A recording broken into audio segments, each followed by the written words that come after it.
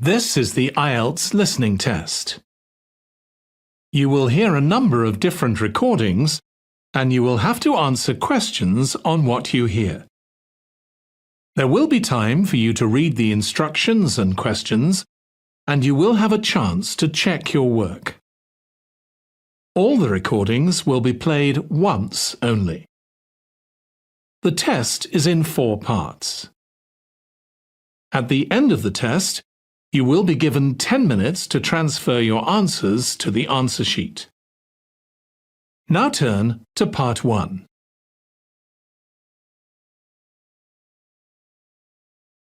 Part 1. You will hear a telephone conversation between the organizer of a short story competition and someone who wishes to take part in the competition. First, you have some time to look at questions 1 to 6.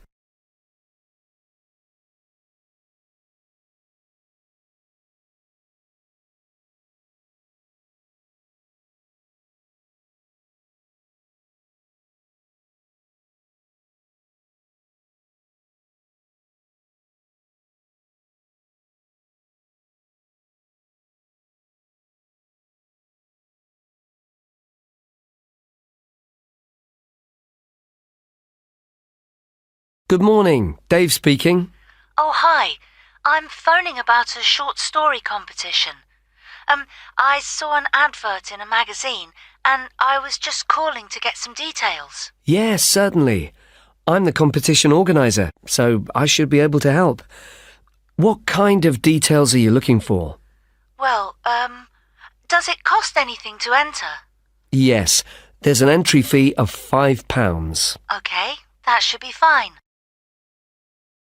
It's a short story competition, so how many words is that? Well, we want to give people a reasonable amount of freedom, but the guidelines are around 3,000 words. Oh, that sounds quite a lot. Well, it's not as much as it used to be. We did have a limit of 5,000 words, but some people thought that was too many. So this year we've reduced it. Right.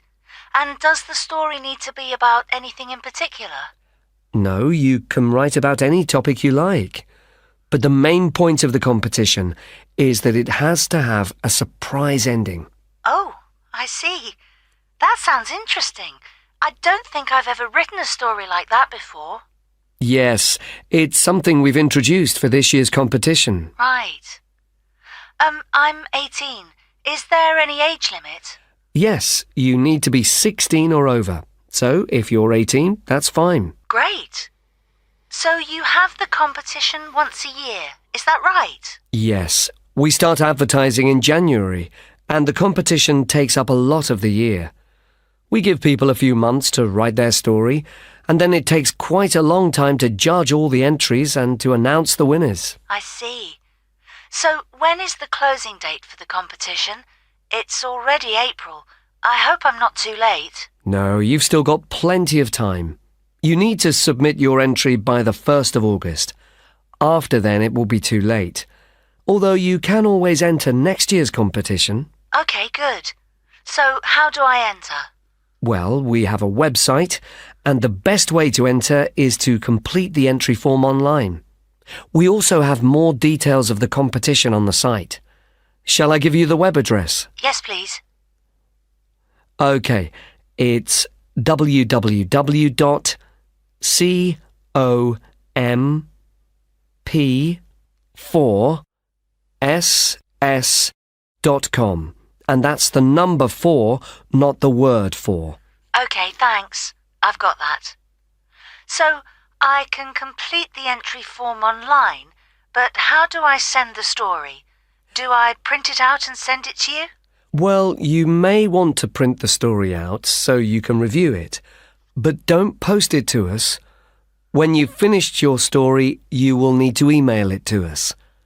The email address is on the website I gave you. Okay, that's fine. Before you hear the rest of the conversation, you will have some time to look at the questions 7 to 10.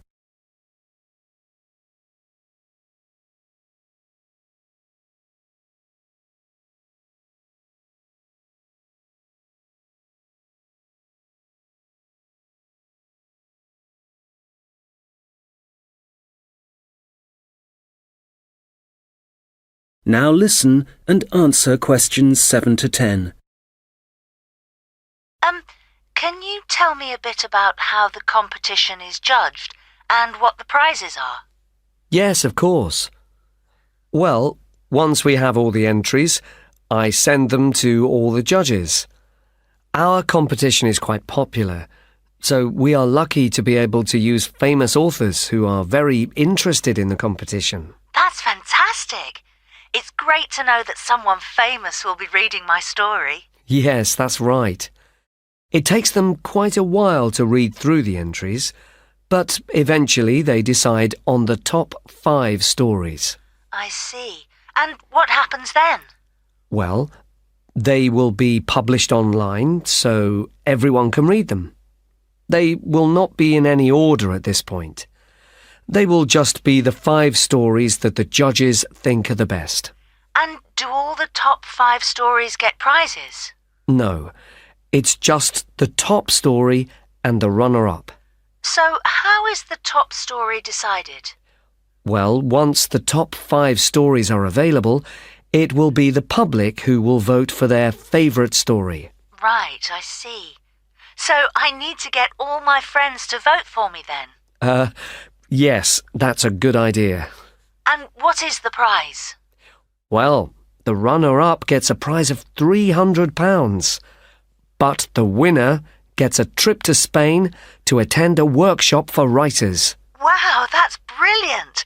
I'd better get writing straight away. Yes. Good luck. Thanks.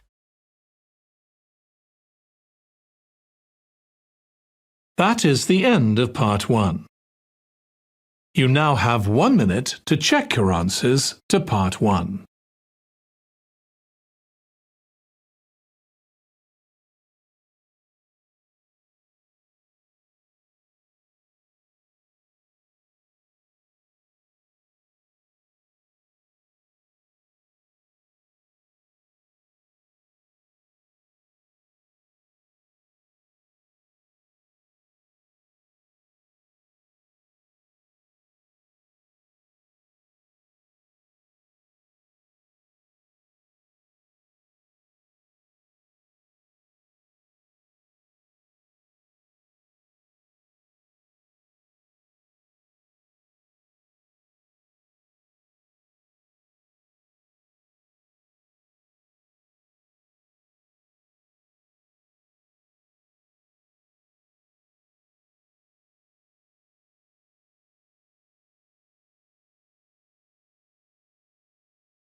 Part 2.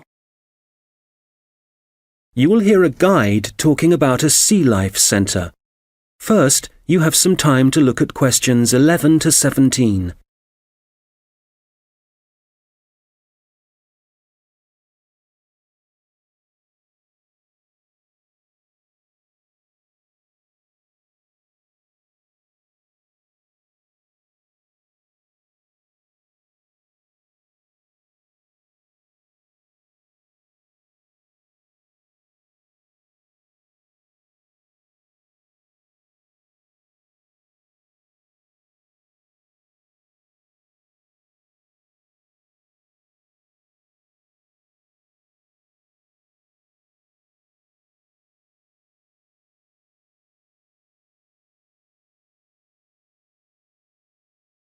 Okay, so hi everybody and welcome to the Sea Life Centre.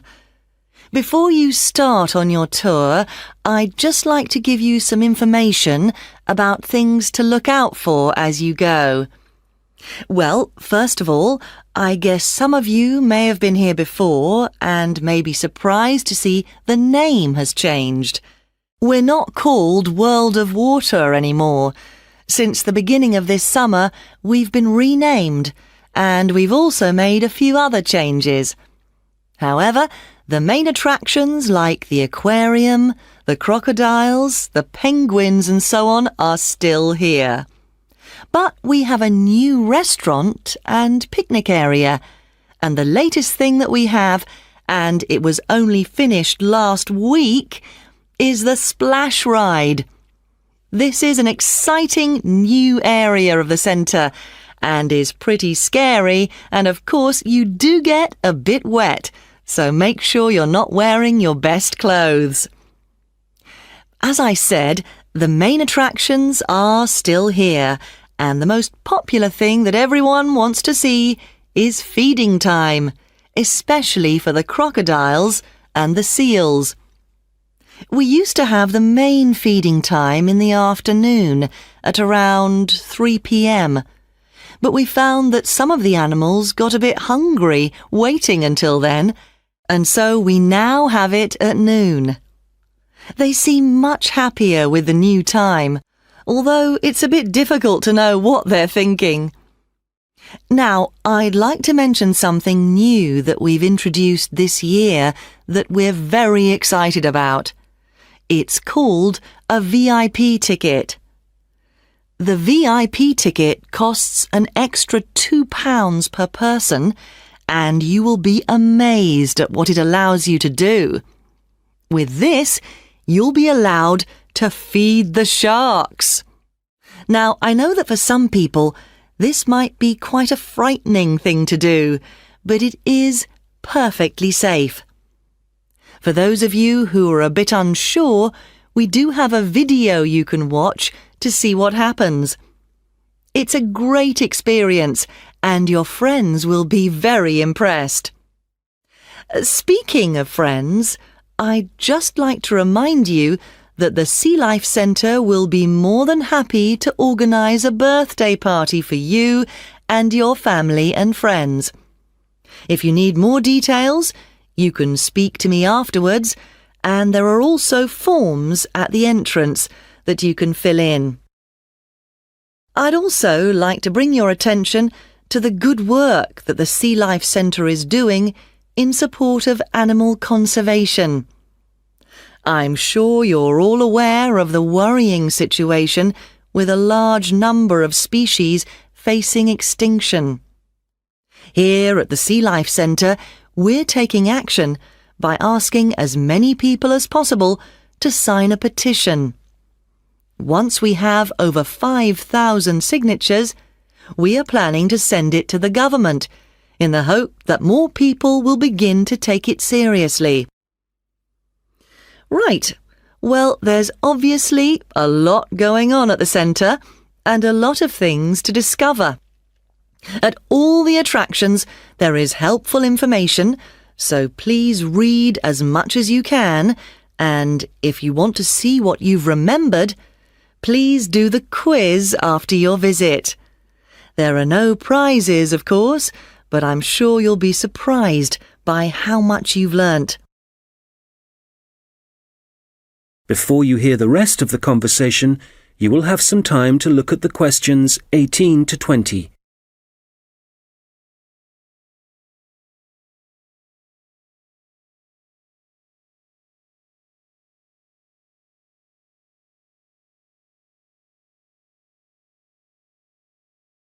Now listen and answer questions 18 to 20. So, before I leave you all to start your tour, I've just got a few tips. There are a large number of attractions, and you may not have time to see them all. Of course, there are the old favourites like the aquarium and the crocodile cave, but if you don't have time to see everything, make sure you visit Turtle Town, which is beyond the aquarium and the seal centre. This is very special and has a large number of endangered species, and as it's at the far corner of the Sea Life Centre, it often gets overlooked. I also have to apologise for the Penguin Park.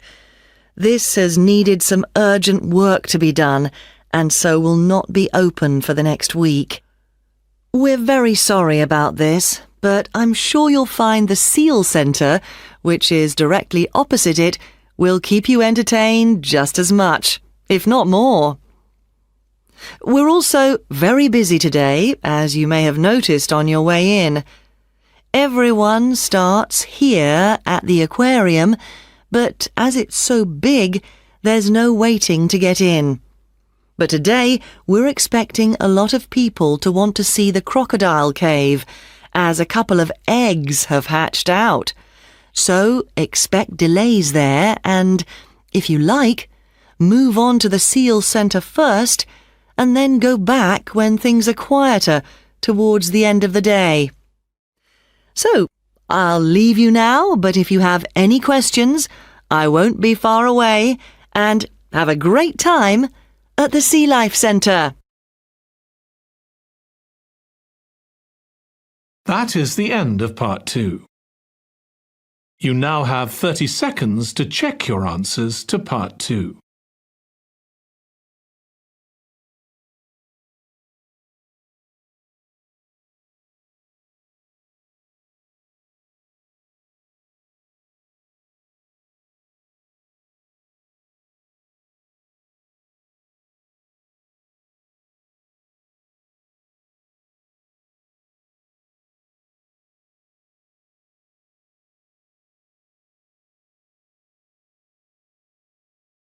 Part 3. You will hear two students talking about their university studies. First, you have some time to look at questions 21 to 26.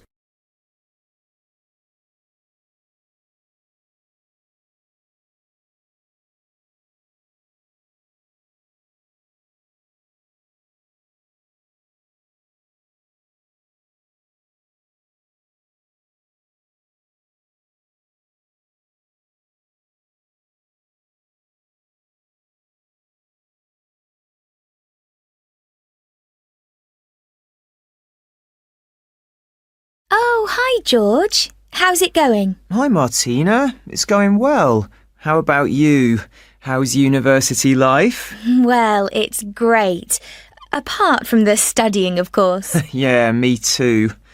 What are you studying? I seem to remember that you were going to do art. That was your best subject, wasn't it? No, not really. I just liked the teacher. He was French and had an amazing accent. My favourite subject was history, but I couldn't see what career that would give me. Oh, right. So what did you choose? Well, I found it really difficult to decide.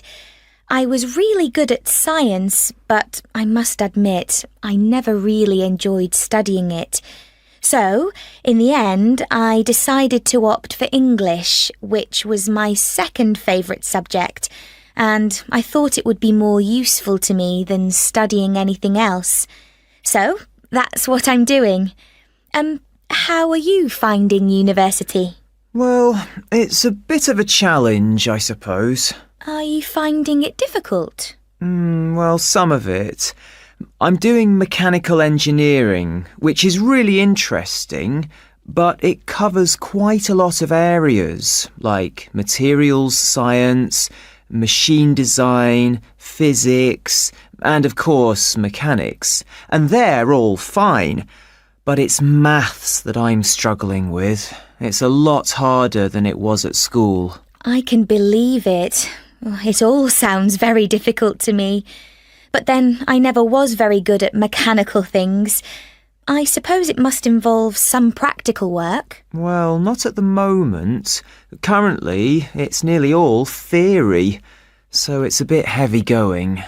I guess you need to start with that so that you can get a grasp of the concepts and learn a few facts before you start putting it into practice.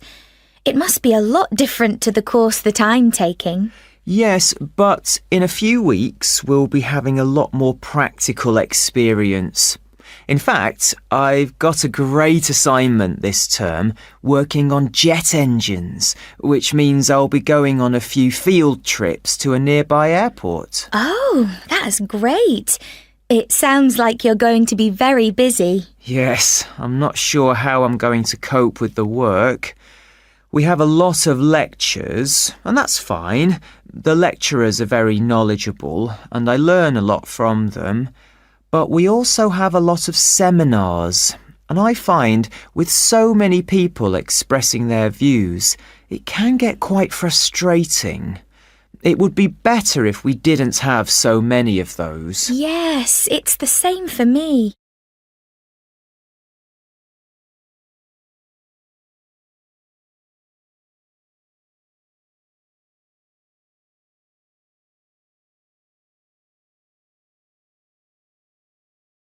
Now listen and answer questions 27 to 30. How are the students at your place? Well, I haven't really met anyone yet. They all seem a bit quiet. Perhaps they're working hard.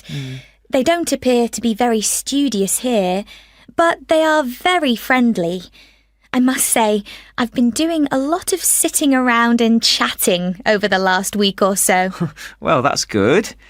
The only person I've spoken to really is my tutor.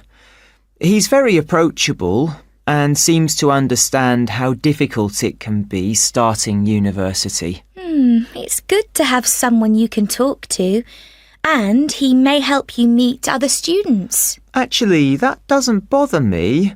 I'm bound to get to know some people sooner or later. It's more a question of finding out what I need to do, where to go, and so on. I hope he can help me with that. Oh, I would have thought so. Well, we certainly have a lot of work ahead of us. It seems like a long time, doesn't it? Studying for 3 years. Yes, it does. But I'm sure it'll go quickly. You know, I'm really dreading the first assessment. Yes. For the course I'm doing, we have to hand our first one in at the end of next month. Really? So, have you got the topic yet? No, but we'll get it soon. I'm not sure how much we have to write yet. Not too much, I hope. I know what you mean. And it's hard to study, especially where I am now. Oh, where are you living? I'm living in a hall of residence. I thought that would be a good idea, as there'd be a lot of people around, but I'm finding it a bit noisy. I can see that I'm going to have problems when I really need to get down to some work. So, I guess you need to be somewhere on your own then? Yes. Well, I do like to have some people around me, so I'd prefer to live with a family somewhere, in a house not too far from the university. Well, good luck with that. Yes, thanks. And good luck to you as well. Oh, I have to dash now. I've another lecture in 10 minutes. Bye for now. Bye. That is the end of part 3. You now have 30 seconds to check your answers to part 3.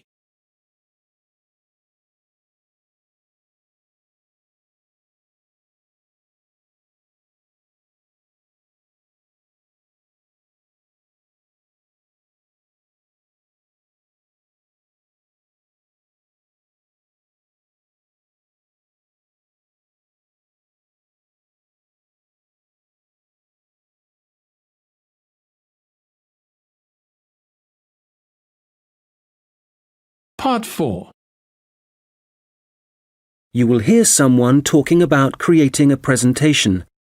First, you have some time to look at questions 31 to 40.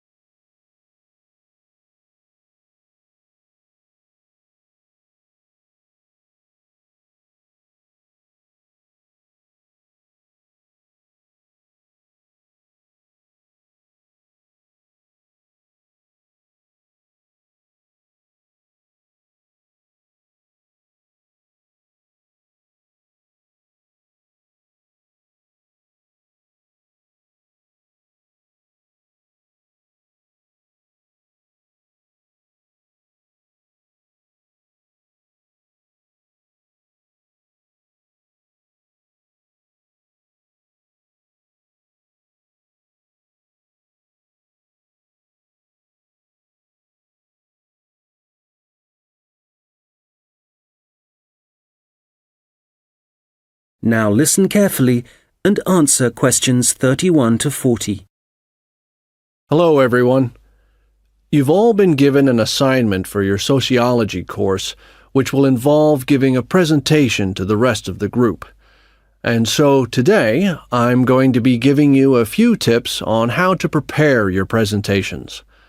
This should help you with your current assignment, but a lot of the principles I'll be putting across will be general principles which will, of course, help you with all your future presentations.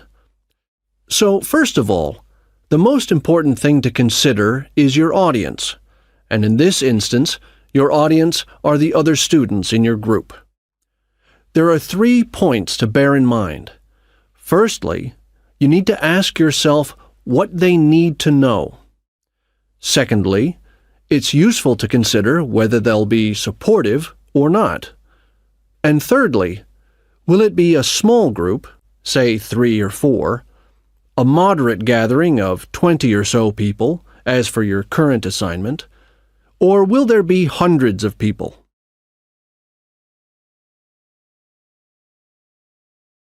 Having said all that, what I'm about to tell you will apply equally to any audience. So, how do you structure your presentation? Right at the beginning, you should tell them something that forces them to pay attention. This could be something surprising or even shocking, but it needs to be relevant. After that, you need a list of items or topics showing them what you'll be covering, rather like an agenda. And then the main part of the presentation will follow. This main part will be the detailed information you'll be presenting, and could include facts, statistics, personal experiences, etc. After this, you should summarize what you've presented and close with what I call next steps.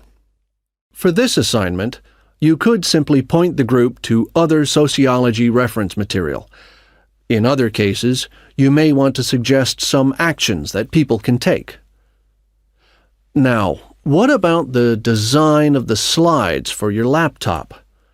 Well, the important thing here is to be consistent. You need to have the same type of font and use the same color and size for the same elements.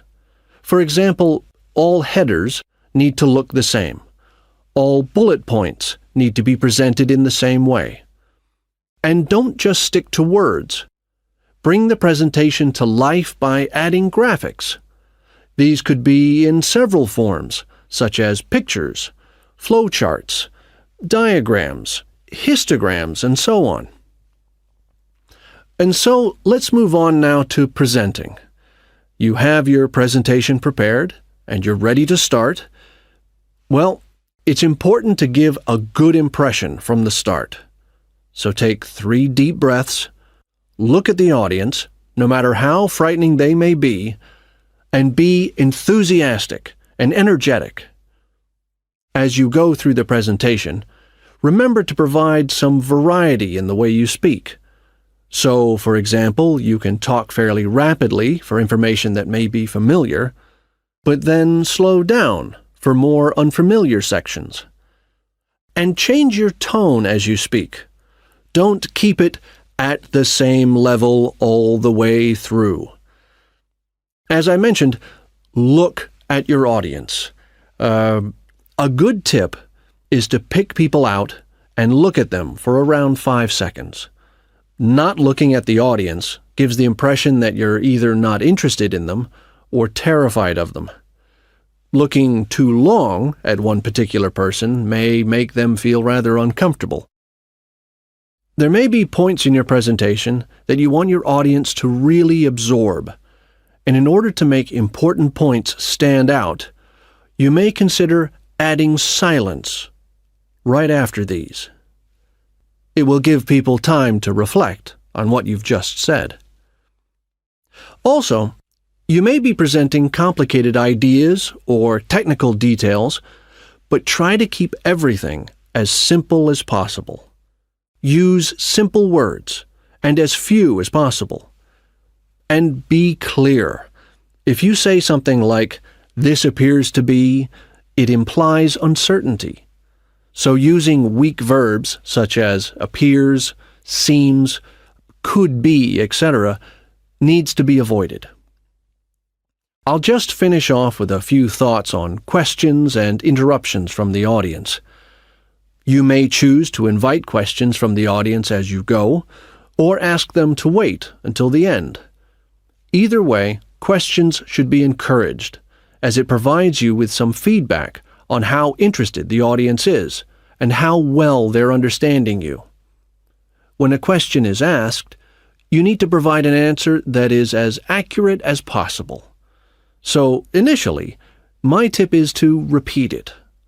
This will ensure you have heard it correctly and will give you a few seconds to gather your thoughts. Interruptions, on the other hand, can be unwelcome, and you may get them for a variety of reasons. It's likely, however, that there's something in your presentation that's unclear or confusing. So my advice is to reduce problems by reading through your presentation beforehand and predicting potential points which could cause interruptions. You may then want to change that part of your presentation, or at least you'll be prepared if someone does interrupt you. Now, do you have any questions?